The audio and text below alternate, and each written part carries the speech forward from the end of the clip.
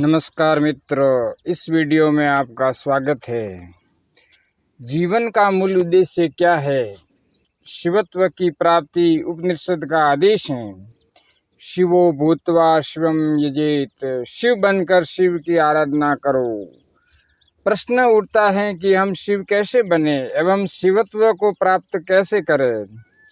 इसी का उत्तर है यह ओम नमः शिवाय मंत्र। नमः शिवाय एक मंत्र ही नहीं, महामंत्र है। यह महामंत्र इसलिए भी है कि यह आत्मा का जागरण करता है। हमारी आध्यात्मिक यात्रा इससे संपन्न होती है और यह किसी कामना पूर्ति का मंत्र नहीं है। यह मंत्र है जो कामना को समाप्त कर सकता है, हमारी इच्छाओं को मिटा सकता है। एक मंत्र होता है कामना की पूर्ति करने वाला और एक मंत्र होता है कामनाओं को मिटाने वाला। दोनों में बहुत बड़ा अंतर है। कामना पूर्ति और इच्छा पूर्ति का स्तर बहुत नीचे रह जाता है। ओम नमः शिवाय। जब मनुष्य की ऊर्ध्व चेतना जागृत होती है तब उसे स्पष्ट ज्ञान हो जाता है कि संसार की सबसे बड़ी उपलब्धि वही है जिससे कामना और इच्छाओं का अभाव हो सके। एक कहानी आती है।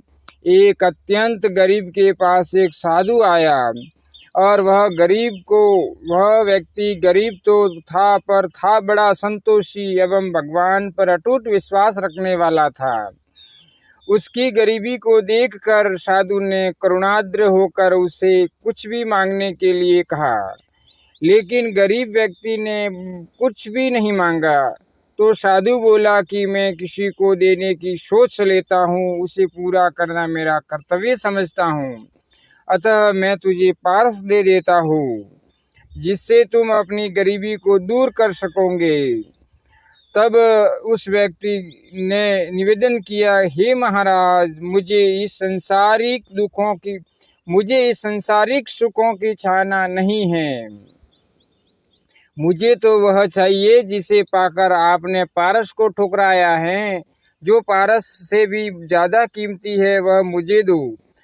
जब व्यक्ति के अंतर की चेतना जाग जाती है तब वह कामना पूर्ति के पीछे नहीं दौड़ता, वह उसके पीछे दौड़ता है तथा उस मंत्र की खोज करता है जो कामनाओं को काट सके। नमः शिवाय इसलिए महामंत्र है जो कामनाओं को काट देता है। इससे इच्छा की पूर्ति नहीं होती अपितु इच्छा का स्रोत ही सूख जाता है। जहाँ सारी कामनाएं समाप्त होती है वहाँ व्यक्ति निष्काम हो जाता है। पूर्ण निष्काम भाव ही मनुष्य का प्रभु स्वरूप है। इस मंत्र से यही कामनाएं पूरी भी होती है, किंतु यह इसका मूल उद्देश्य नहीं है। इसकी संरचना अध्यात्म जागरण के लिए हुई है, कामनाओं की समाप्ति के लिए हुई है, निष्काम होने के लिए हुई है। यह एक तथ्य है। जहाँ बड़ी उपलब्धि होती है वहाँ आनुसर्गिक रूप में अनेकों छोटी उपलब्धियाँ भी अपने आप हो जाती है।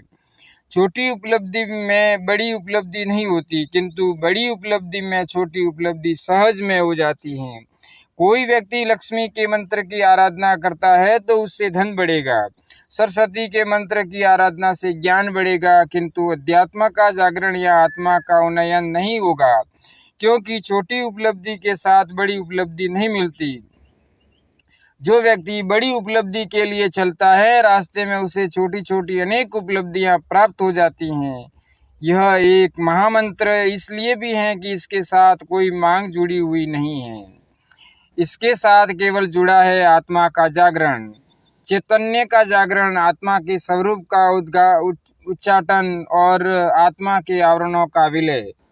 जिस व्यक्ति को परमात्मा उपलब्ध हो सके, जिस व्यक्ति को आत्म जागरण उपलब्ध हो, उसे सब कुछ उपलब्ध हो गया, कुछ भी शेष नहीं रहा। इस महामंत्र के साथ जुड़ा हुआ है केवल चैतन्य का जागरण।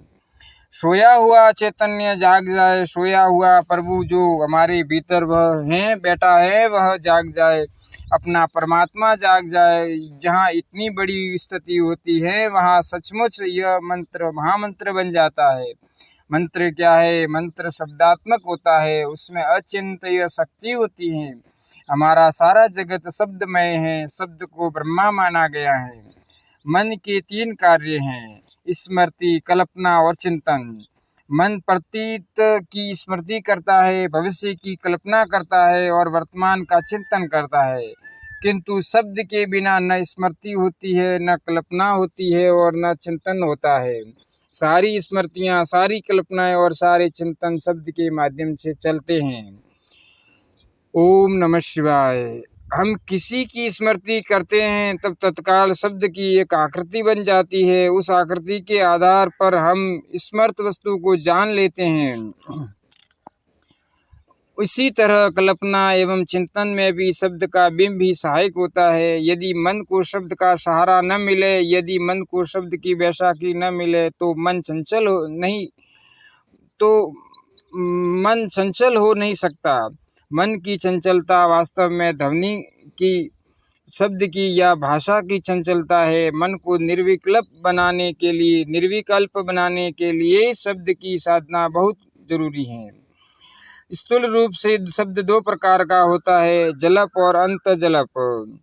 हम बोलते हैं यह है जलप, जब जलप का अर्थ है स्पष्ट वचन, व्यक्त वचन हम बोलते नहीं हैं किंतु मन में होते हैं, मन में विकल्प करते हैं, यह है अंतजलप।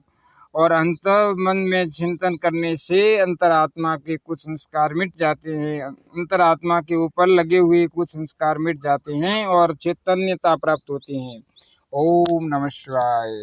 मित्रों, अगर आपको यह वीडियो पसंद आया हो तो इस वीडियो को लाइक करना, ऐसे ही वीडियो सुनने के लिए चैनल को सब्सक्राइब करना और शेयर करना।